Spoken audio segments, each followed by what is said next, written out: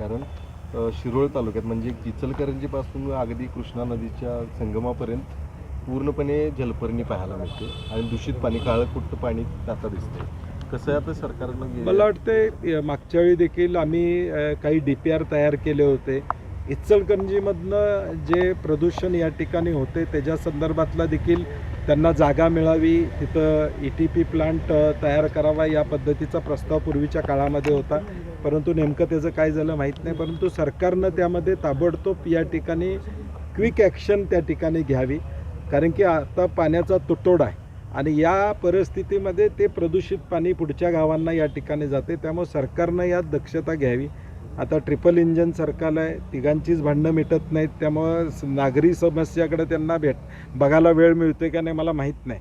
परंतु तिघांची भांडणं तुम्ही कॅबिनेटमध्ये मिटवता, तसं आता लोकांचे प्रश्न मिटवा अशी आमची विनंती आहे. नाही, एकूणच मेटावर त्या ठिकाणी दबाव आहे का अशी अवस्था त्या ठिकाणी आहे. कारण की अल्गोरिदम म्हणजे राहुल गांधींचा एखादा व्हिडिओ हा कोट्यावधी लोकांच्या जवळ ज्यावेळी पोचतो त्यावेळी अचानक तो थांबला जातो, तो दिसत नाही, तो टाईमलाईनवर दिसत नाही. ही धास्ती का एवढी घेतली गेलेली आहे मला कळत नाही सरकारला.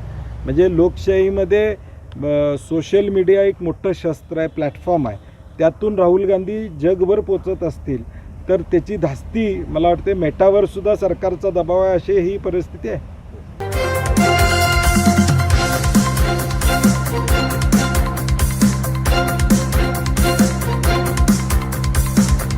समाज साधना न्यूज, समाजहितासाठी सदैव अग्रेसर.